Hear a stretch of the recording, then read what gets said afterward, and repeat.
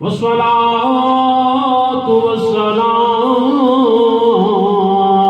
على سيد الرسل وخاتم الأنبياء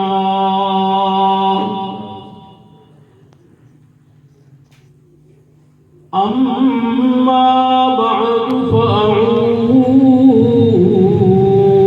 بالله من الشيطان الرجيم. بسم الله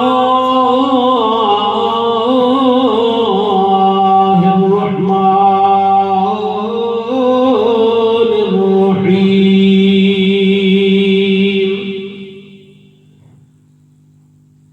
هو الله الذي لا إله إلا هو عالم الغيب والشهادة هو الرحمن الرحيم. صدق الله مولانا العظيم. اللهم صل على محمد وعلى آل محمد كما صليت على إبراهيم وعلى آل إبراهيم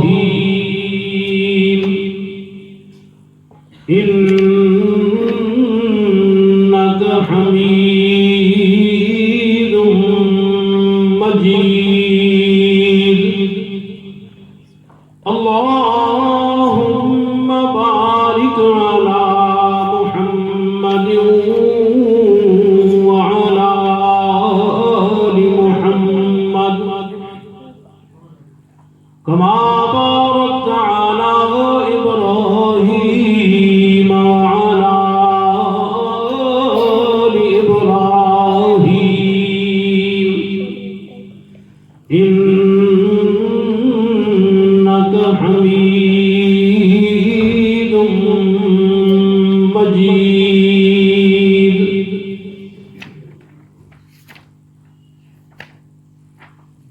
کر دے جو خدا سے بیگانہ حاصل ایسی تعلیم نہ کر دے جو خدا سے بیگانہ حاصل ایسی تعلیم نہ کر. جو بات خلاف قرآن ہو وہ بات کبھی تسلیم نہ کر. دین خدا مکمل ہے اب اس میں اضافہ کیا مانا. مومن ہے جو اپنی خواہش سے تحلیل نہ کر ترمیم نہ کر. کوئی بھی ظہور رب کے سوا معبود نہیں مسجود نہیں. کوئی بھی ظہور رب کے سوا معبود نہیں مسجود نہیں. تو حق عبادت خالق میں اور بندوں میں تقسیم نہ کر. واجب الاحترام بزرگوں بھائیوں، توحید و سنت کے جیالو مت والو،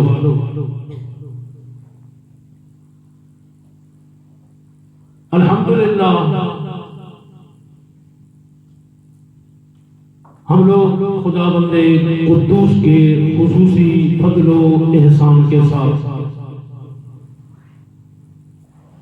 اس مسجد میں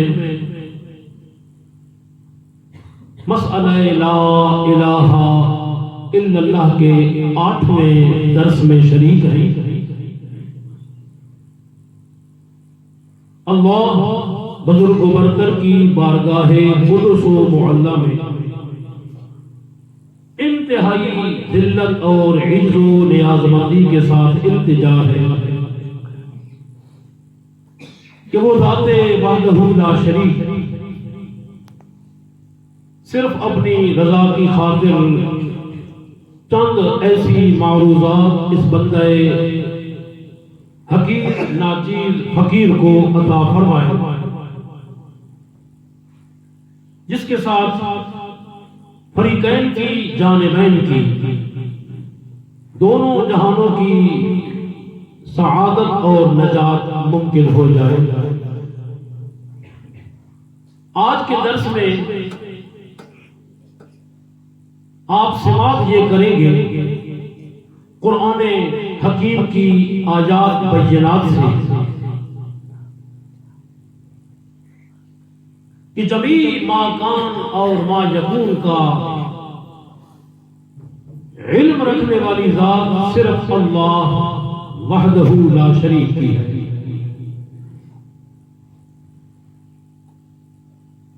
خالق کی صفت مخصوصہ میں مخلوق کا کوئی فرد شریک نہیں ہے اور اللہ خالق حقیقی نے معبود حقیقی نے اپنی کتاب مصطفیٰ و بے عیب و لاجواب میں عالم الغیب ہونے والی صفت کو اپنے سچے معبود ہونے کی دلیل قرار دیا ہے کہ میں اللہ اکیلا کیوں الہ ہوں اور عبادتوں کے لائق فقط میں کیوں ہوں، اس وجہ سے کہ میں اللہ علام الغیوب ہوں، عالم الغیب ہوں اور میرے سوا عالم الغیب کوئی نہیں۔ معبود کے لیے اس صفت کا ہونا اس لیے ضروری ہے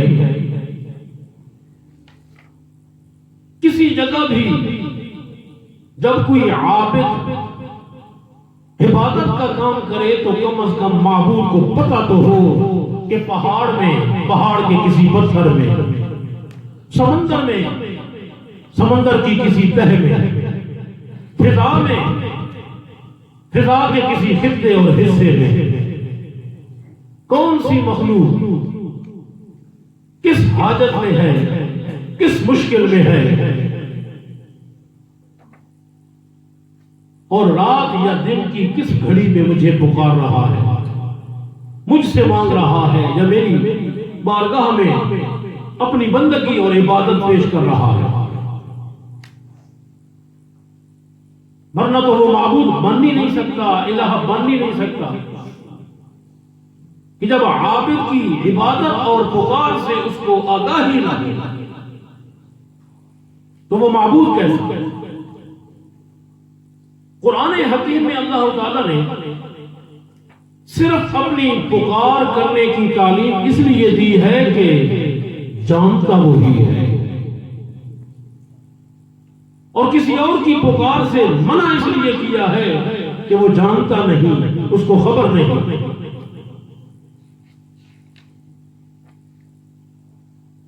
یہ جو سورۃ الحشر شریفہ کی آیت بینہ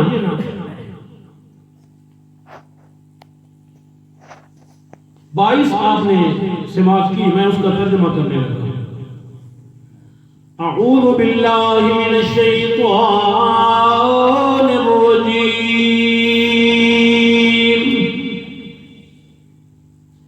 بسم اللہ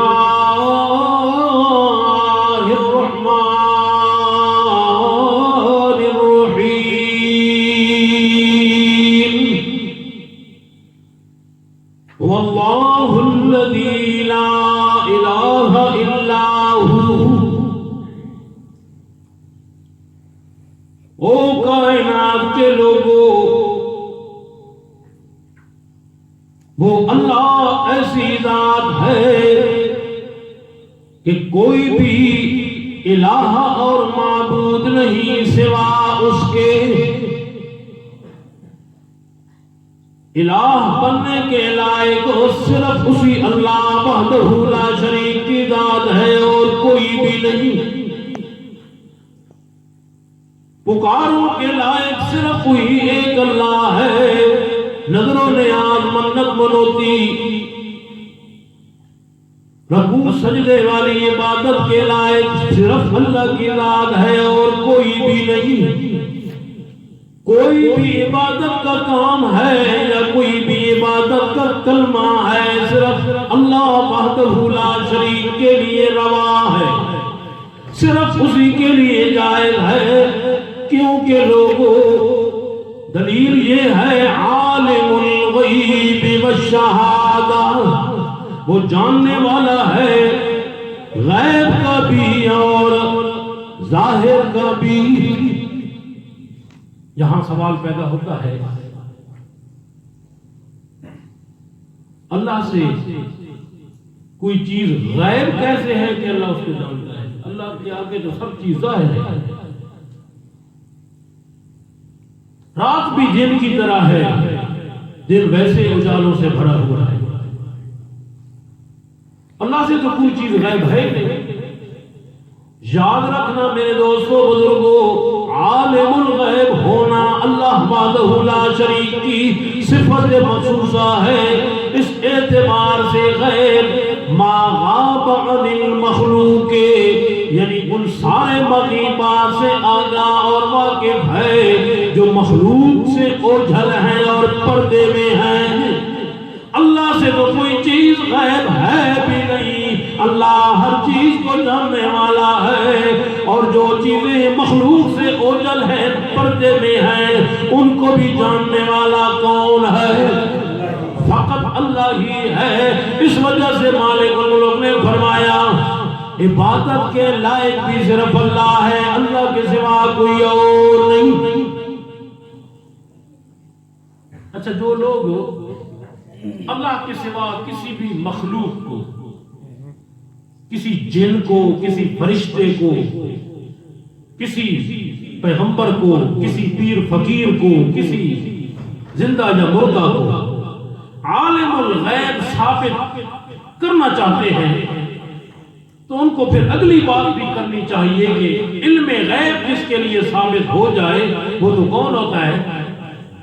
معبود ہوتا ہے، وہ تو الہ ہوتا ہے۔ اور تم نے کلمہ پڑھ رکھا ہے لا الہ الا اللہ۔ جب لا الہ الا اللہ کہا ہے تو اس کا مطلب یہ ہے لا عالم الغیب الا اللہ، اللہ کے سوا عالم الغیب بھی اور کوئی نہیں۔ ایسے نادان لوگ ہیں ہمارے ساتھ جھگڑتے ہیں، بادشاہ تم کہتے ہو پیر فقیر، ان کی تو بلیاں بھی غیب جانتی ہیں۔ اور نادانوں ہمارے ساتھ بحث مت کرو، تم اگر پیروں کی بلیوں کو بھی غیب دان اور عالم الغیب ثابت کر رہے ہو تو پھر ان بلیوں کی عبادت بھی کیا کرو، کیونکہ جو عالم الغیب ہوتا ہے اس کی عبادت کی جاتی ہے، وہ تو الہ ہوتا ہے۔ مالک الملک نے فرمایا هو اللہ الذی لا الہ الا هو، اے لوگوں اللہ تو ایسی ذات ہے کہ کوئی بھی الہ نہیں سوا اس کے۔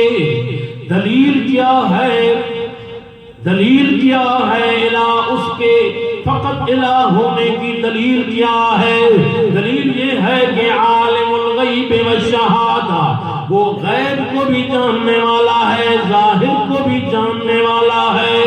اس وجہ سے تو وہ الہ ثابت ہو گیا۔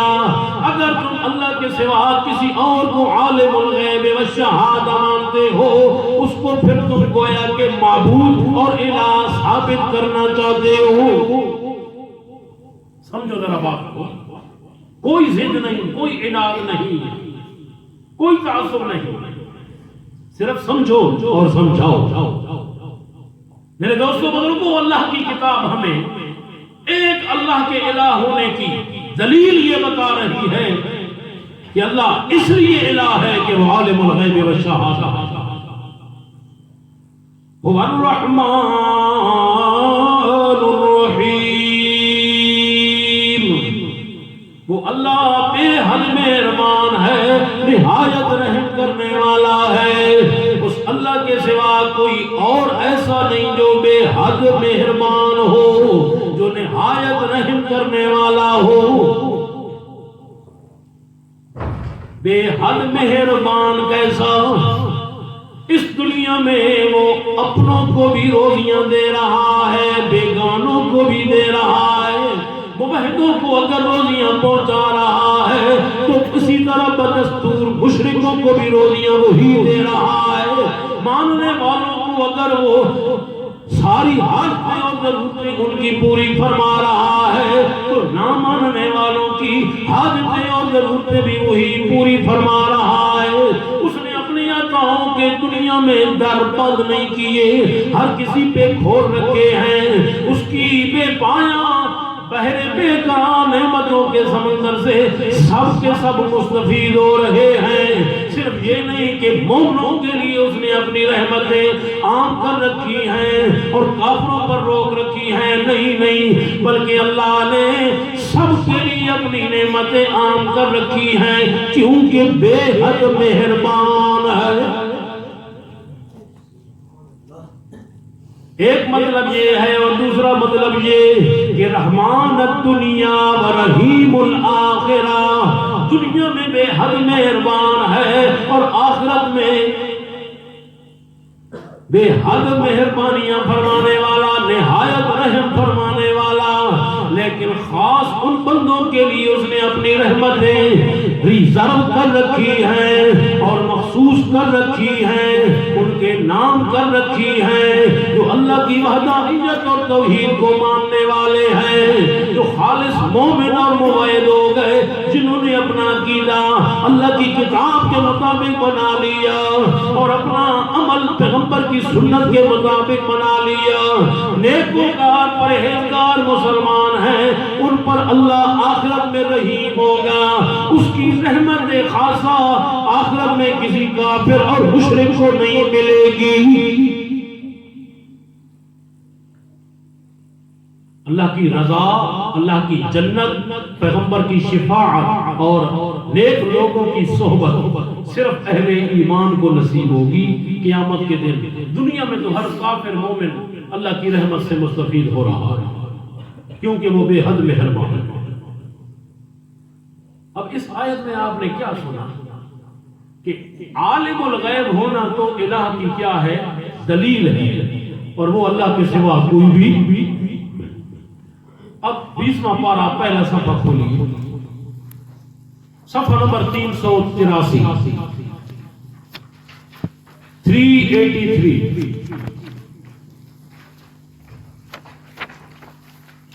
قل لا يعلم من في السماوات والأرض الغيب إلا الله۔ اے میرے پیارے حبیب جناب محمد الرسول اللہ صلی اللہ علیہ وسلم، آپ اپنی زبان درفشاں سے میں اللہ کا یہ ارشاد حق بنیاد دنیا والوں تک پہنچا دیں، ساری دنیا کو بتا دیں کہ لا یعلم، نہیں جانتا من، مخلوق کا ہر وہ کوئی فرد فی السماوات جو کہ آسمانوں میں ہے، والارض اور مخلوق کے وہ تمام افراد جو کہ زمین میں ہیں، کس چیز کو نہیں جانتے؟ الغیبہ، غیب کو نہیں جانتے۔ پھر کون جانتا ہے جی غیب کو؟ مالک الملک نے فرمایا الا اللہ، صرف اللہ ہی جانتا ہے اور کوئی نہیں جانتا۔ لا الہ الا اللہ، لا عالم الغیب الا اللہ، اللہ کے سوا عالم الغیب کوئی نہیں۔ آسمانوں میں بھی جو کوئی مخلوق آباد ہے، زمینوں میں بھی جو کوئی مخلوق ہے، سب کے سب عالم الغیب نہیں ہے۔ عالم الغیب ہے تو فقط کون ہے؟ ایک اللہ وحدہ لا شریک ہے۔ وما یشعرون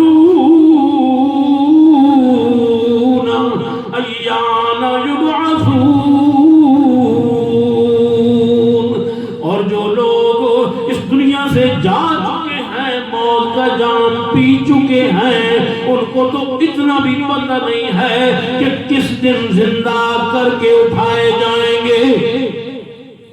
وہ غلط اللہ مکا دیتی. حضرت شیخ القرآن مولانا غلام اللہ خان رحمت اللہ تعالی علیہ فرماتے ہیں ہاں میرے مالک تیرے سمجھاوڑ تو ہی قربان کسر کو نہیں چھوڑی لیکن بےمان مشرک ضدی تیرے انکار تو بھی قربان کے تئیں انکار دیو کا حد کر دیجئے. اللہ دی کتاب دے انکار دی اللہ دی کتاب آنکھیں پئی کہیں نہیں مننی. اتنی اور واضح ہے وَمَا يَشْعُرُونَ انہیں تو اتنا بھی پتہ نہیں اَيَّانَ يُبْعَثُونَ کہ کب وہ زندہ کر کے اٹھائے جائیں گے. مردے مرنے والے جتنے بھی موت کا جام پی گئے اس دار فانی کو چھوڑ کر دار باقی کی طرف منتقل ہو گئے. ان کی جسموں سے روحیں جدا ہو گئیں.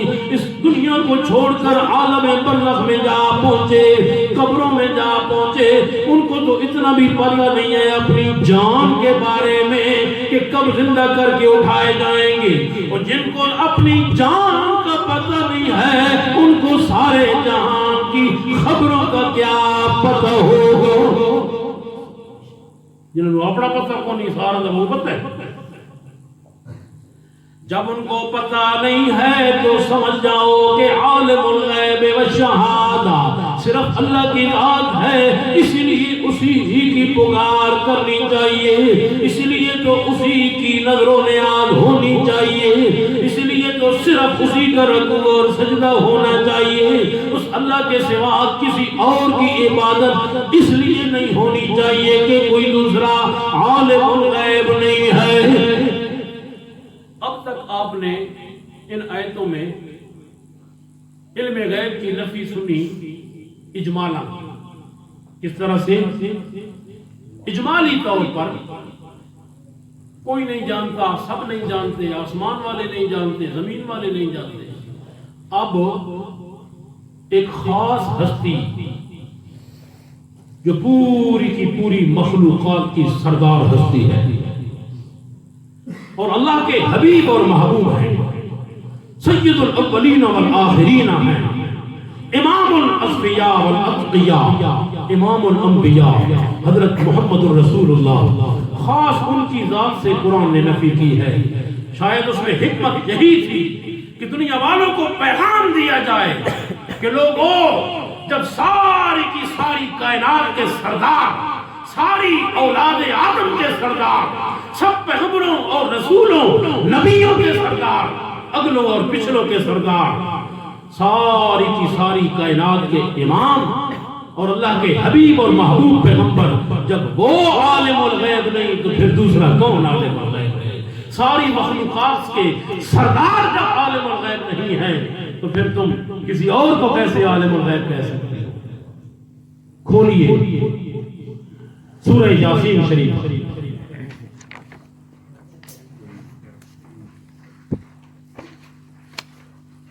وَمَا عَلَّمْنَاهُ الشِّعْرَ وَمَا يَنبَغِي لَهُ.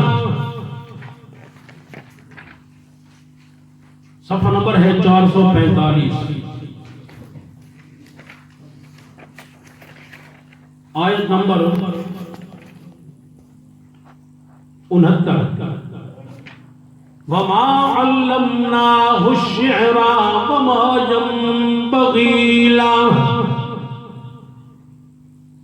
نہیں سکھایا ہم نے اس آخری رسول کو اپنے حبیب اور محبوب پیغمبر نبی آخر الزمان جناب محمد الرسول اللہ صلی اللہ علیہ وسلم کو کیا جی الشعر شعروں کا علم شعر کہنا نہیں سکھایا شعروں کا علم نہیں سکھایا ہم نے پیغمبر کو. یہ قرآن ہے کہ کسی اور کی بات قرآن ہے. سورۃ یاسین قرآن کا دل.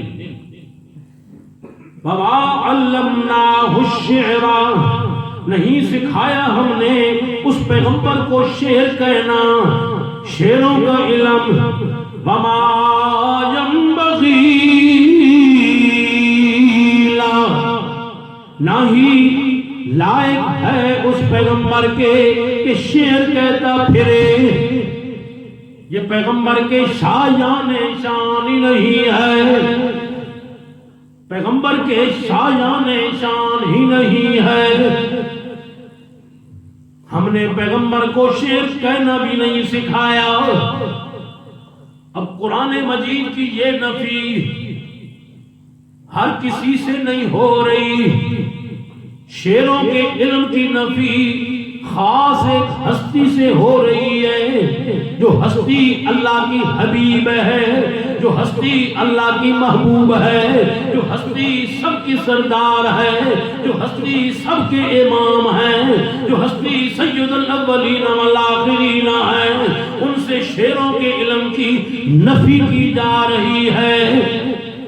شعر کہنا ہم نے پیغمبر کو نہیں سکھایا، شعروں کا علم ہم نے پیغمبر کو نہیں دیا، اور نہ ہی ان کی شایان شان ہے، ان کی شان کے لائق بھی نہیں ہے کہ وہ شعر کہتے پھریں۔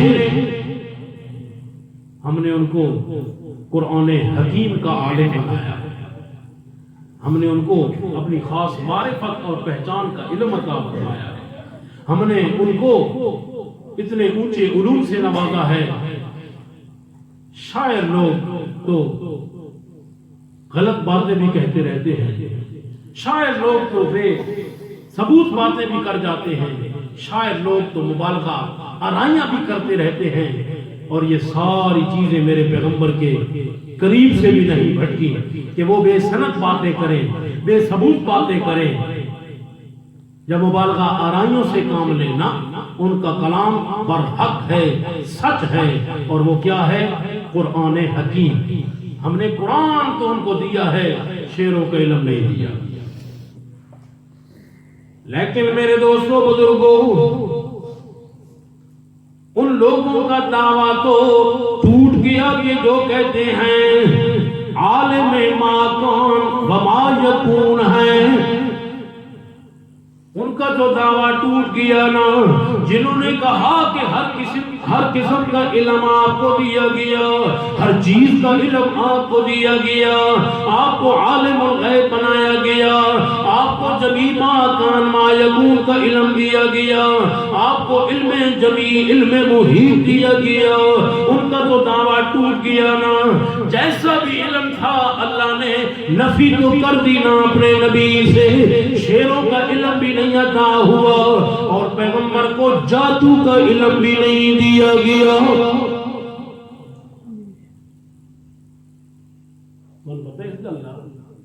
جتنے گندے تے برے علم ہیں، آنکھوں میرے نبی کو اللہ دور رکھے، جتنے اچھے تے پیارے اور مقصد والے علم ہیں، اللہ اپنے نبی کو عطا فرمائے۔ اچھا بولو، اپنے نبی کو کہ لوگوں کو زیادہ عطا فرمائے۔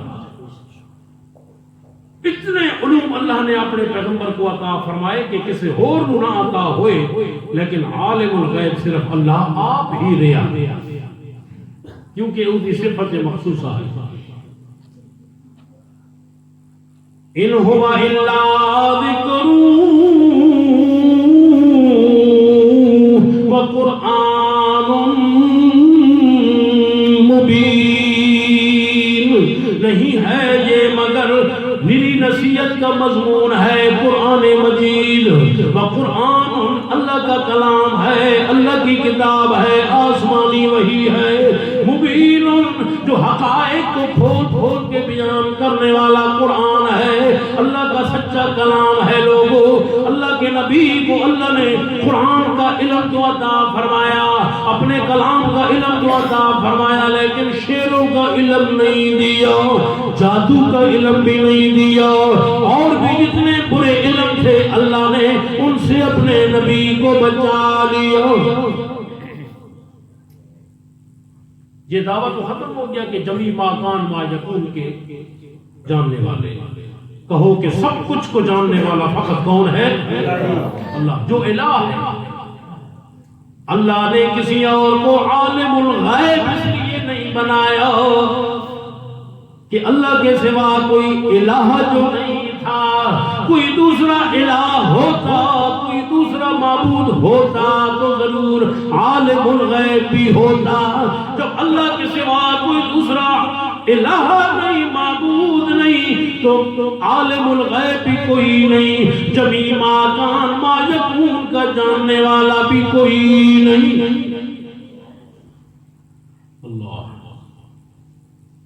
سورۃ المائدہ آیت نمبر 164 کھولیے۔ سورۃ المائدہ آیت نمبر 164۔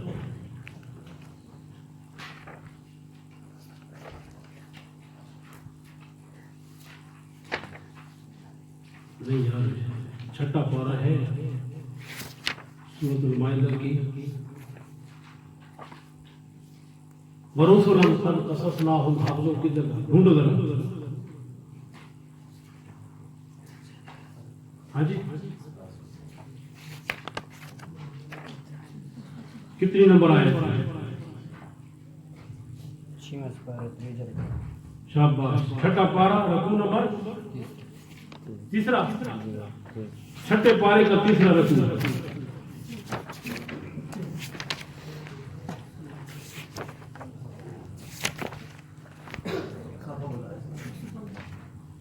ایک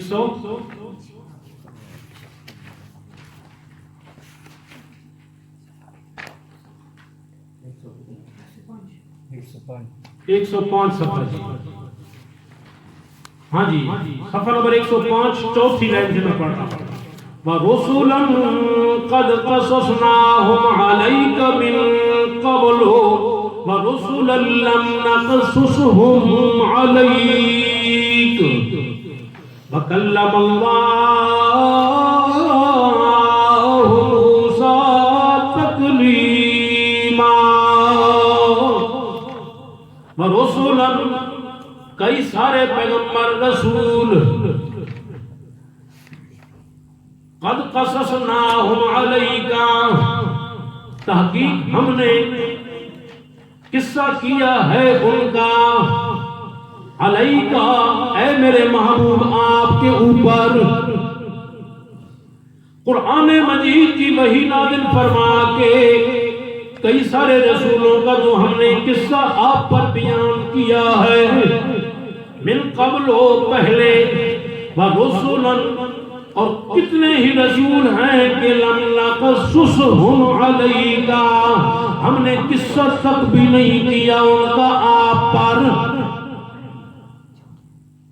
کئی رسولوں کا ہم نے حال بیان فرمایا اپنی کتاب مصطفیٰ بے عیب ولا جواب میں، لیکن اے میرے محبوب کتنے ہی رسول اور پیغمبر ایسے ہیں کہ ہم نے ان کا آپ پر قصہ ہی نہیں کیا، نہ یہ بتایا کہ پیغمبر کا نام کیا تھا، نہ یہ بتایا کہ اس کی قوم کون سی تھی، نہ یہ بتایا کہ اس کا علاقہ کون سا تھا، نہ یہ بتایا کہ اس نے قوم سے کیا معاملہ کیا، کیا کیا معجزات دکھائے، نہ یہ بتایا کہ قوم نے اس کو کیا رسپانس دیا، قوم کا جواب کیا تھا، قوم کا اس کے ساتھ معاملہ کیا تھا۔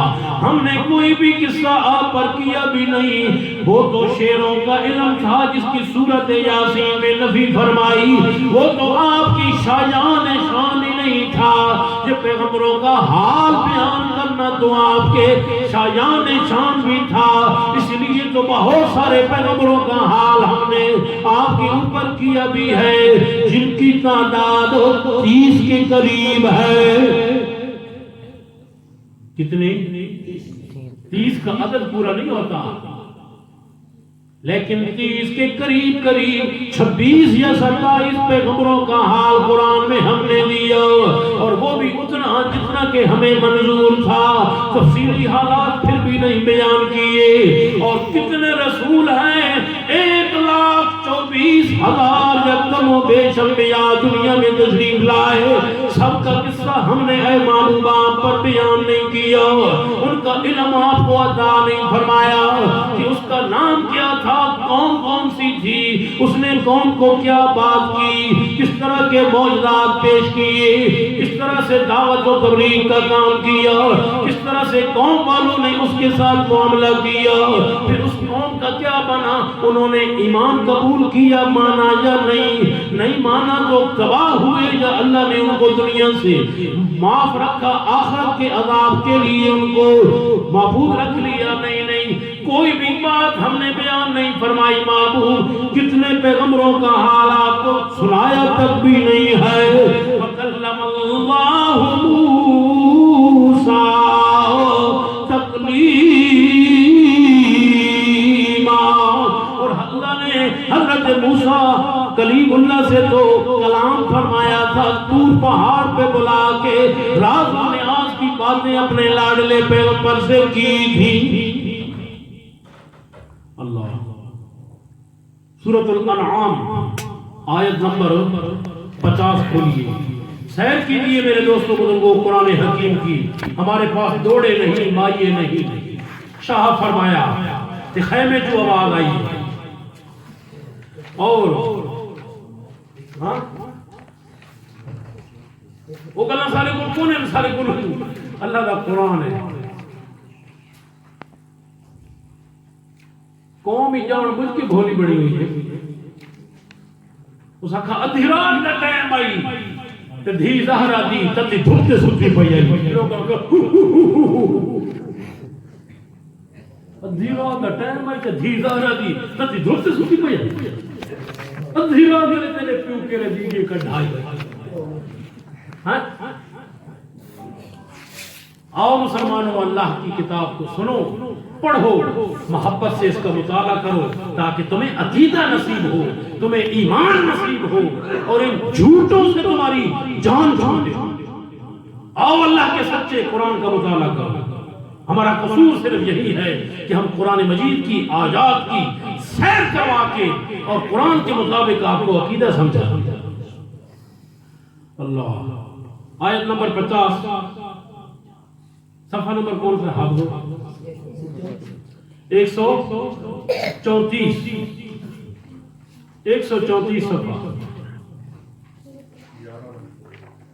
جزاک اللہ۔ قل لا اقول لكم عندي خزائن الله ولا اعلم الغيب ولا اقول لكم اني ملك۔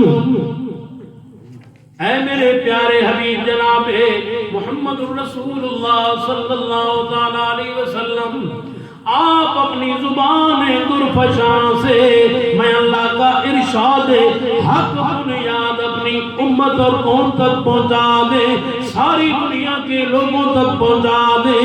کیا جی کہ لا اقول لکم، لوگوں میں دعویٰ نہیں کرتا تمہارے سامنے عندی خزائن اللہ کہ میں اللہ کے خزانوں کا مالک ہوں، میرے پاس ہیں اللہ کے خزانے، ولا اعلم الغیب، اور نہ ہی میں عالم الغیب ہوں۔ کتنی واضح ہے جان، کوئی جھگڑے والی بات ہے ہی نہیں۔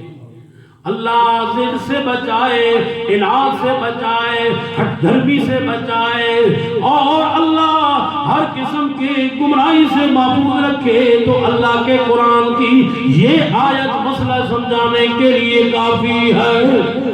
اے میرے پیارے حبیب، آپ یہ اعلان کیجئے کہ لوگوں میں اللہ کے خزانوں کا مالک نہیں، میرے پاس اللہ کے خزانے نہیں ہیں، ولا اعلم الغیب، اور نہیں میں عالم الغیب ہوں، نہ میں جانتا ہوں غیب کو، ولا اقول لکم، اور نہ میں دعویٰ کرتا ہوں تمہارے سامنے کہ انی ملک، میں کوئی فرشتہ ہوں۔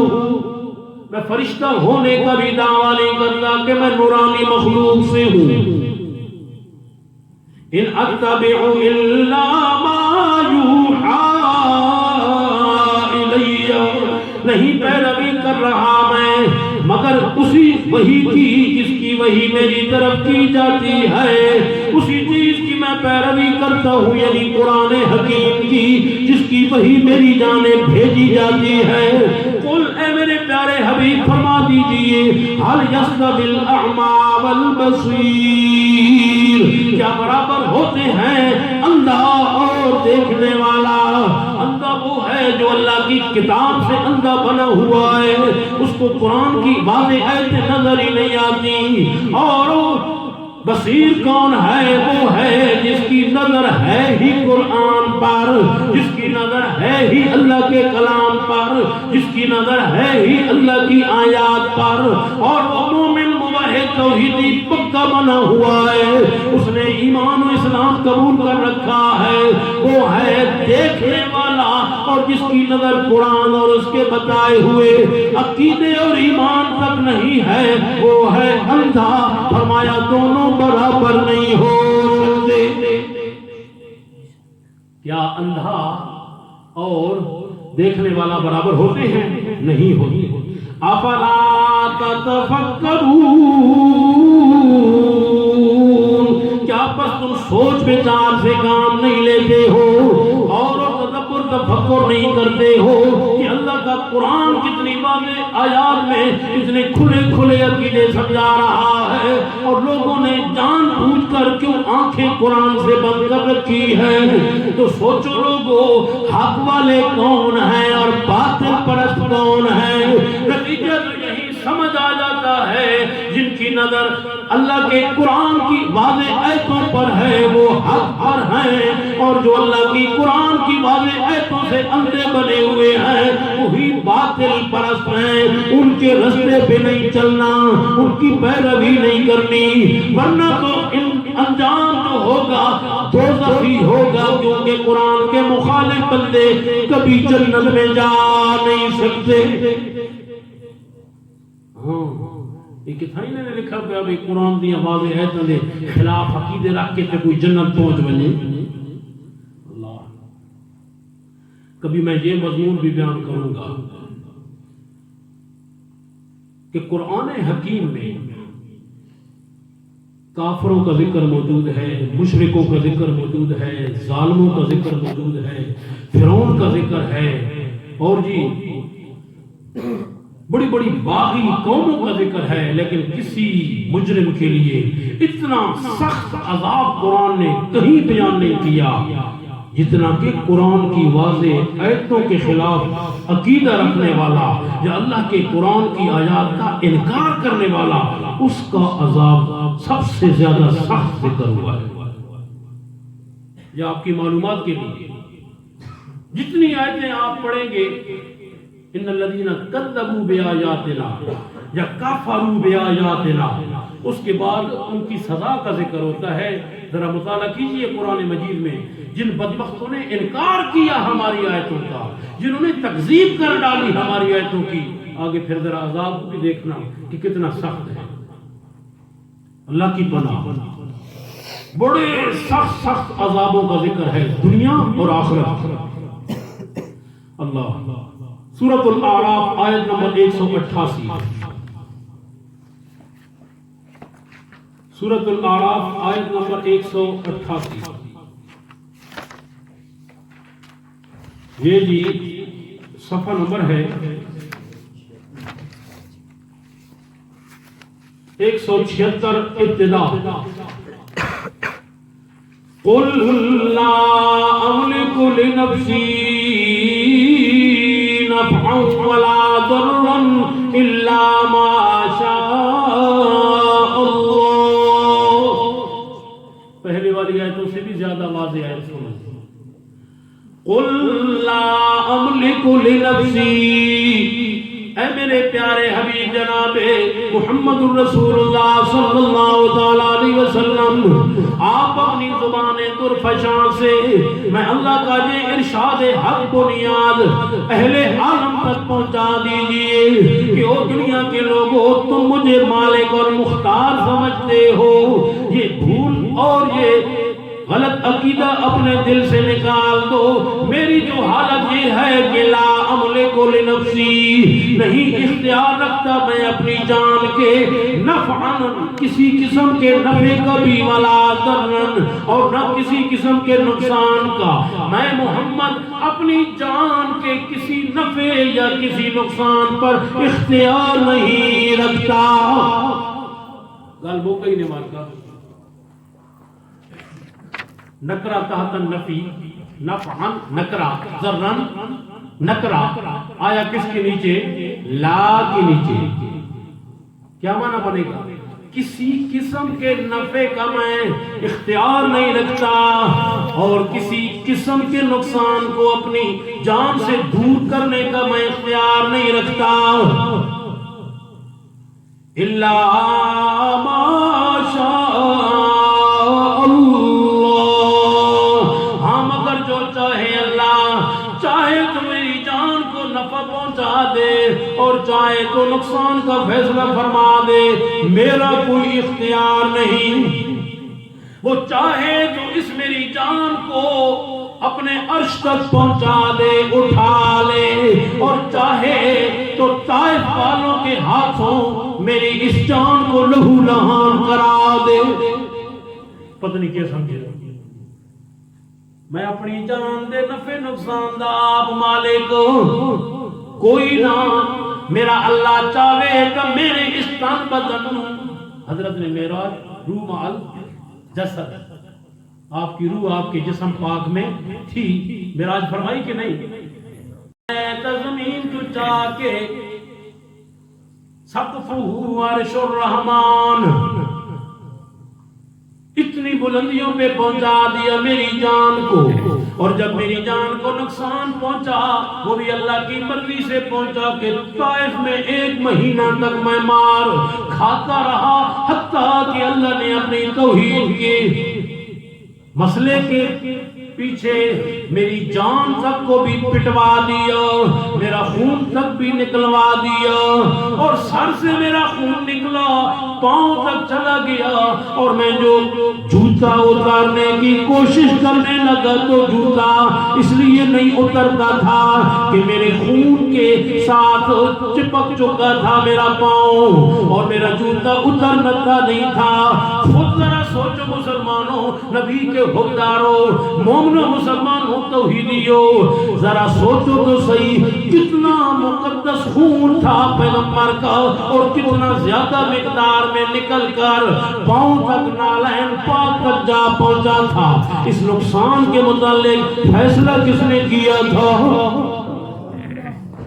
میں اپنی جان کے نفع نقصان کا مالک نہیں. مجھے نفع دے میری جان کو تو عرشوں تک لے جائے، اور میری جان کو نقصان پہنچانے پہ آ جائے تو طائف میں مجھے پٹوا دے. اللہ وَلَوْ كُنْتُ أَعْلَمُ الْغَيْبَ، اگر ہوتا میں عالم الغیب، تو مسلمانوں سن رہے ہو، اگر ہوتا میں عالم الغیب، اگر ہوتا میں جاننے والا غیب کا، لَاسْتَكْثَرْتُ مِنَ الْخَيْرِ، تو ضرور جمع کر لیتا میں بھلائی کو، یعنی تکلیف کے آنے سے پہلے پہلے میں بندوبست کر لیتا، اس کی روک تھام کا انتظام کر لیتا. وَمَا مَسَّنِيَ السُّوءُ، اور نہ پہنچتی مجھے کوئی بھی تکلیف. اب جو اچانک مجھے تکلیفیں پہنچ جاتی ہیں تو اس وجہ سے کہ میں ان کے بارے میں پہلے جانتا ہوں، میں عالم الغیب نہیں ہوں، اس وجہ سے اچانک مجھے تکلیف پہنچ جاتی ہے. کچھ لوگ اللہ کے پیارے نبی جناب محمد رسول اللہ صلی اللہ علیہ وسلم کی خدمت پاک میں حاضر ہوئے مدینہ طیبہ میں، اور انہوں نے آ کر کے اللہ کے پیارے نبی سے ان کے شاگرد، ان کے جانثار وفادار قاری عالم صحابی مانگے. بخاری شریف کے اندر روایت موجود ہے. تو اللہ کے پیارے نبی سے اس لیے انہوں نے عالم اور قاری مانگے کہ ہماری یہ بڑی قوم ہے، بڑا علاقہ ہے، وہاں جا کر دین کا پیغام سنائیں گے، اللہ کا قرآن سکھائیں گے، آپ کا فرمان سکھائیں گے. ہم لوگ دین سیکھنا سیکھنا چاہتے ہیں۔ اللہ کے پیارے نبی تو آئے بھی اسی لیے تھے، دعوت و تبلیغ کا کام کرنے کے لیے، اس لیے مسئلہ الہ کو بیان کرنے کے لیے اپنے 70 قاریوں کو بھیج دیا۔ مسئلہ الہ بیان کرنے کے لیے، اللہ کا قرآن بیان کرنے کے لیے، دین بیان کرنے کے لیے کتنے؟ 70 وہ قاری جو اللہ کے پیارے نبی کے خود پڑھائے ہوئے تھے، آپ کے پیارے شاگرد تھے۔ اللہ کے پیارے نبی نے صبح میں ان کو تعلیم دی تھی، چبوترا میں ان کو تعلیم دی تھی، ان کے ساتھ بھیج دیا، لیکن وہ لوگ تو دین سیکھنے والے تھے ہی نہیں، وہ تو اللہ کے پیارے نبی سے محض دھوکہ کر رہے تھے، جھوٹ بک رہے تھے، غلط کہہ رہے تھے، لیکن ان کے دل میں جو کچھ تھا اللہ کے پیارے نبی کو معلوم۔ حضرت خوش ہو گئے، ان کے ساتھ بھیج دیا۔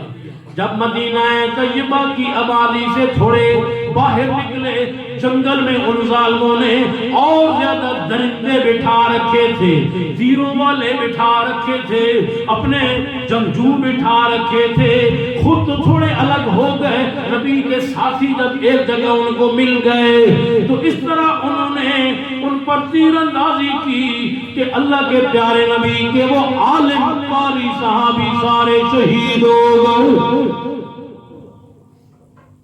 بعد میں اللہ کے پیارے نبی کو پتہ چلا، اللہ کے پیارے نبی نے اتنا زیادہ غم لایا، اتنا زیادہ غم کہ 1 مہینے تک پھر ان دھوکہ کرنے والوں کے لیے بد دعا کرتے رہے، جنہوں نے حضور کے صحابہ کے ساتھ اس طرح ظلم کا معاملہ کیا اور حضور کو دھوکہ دے کر آپ سے اجازت لے کر لے گئے تھے۔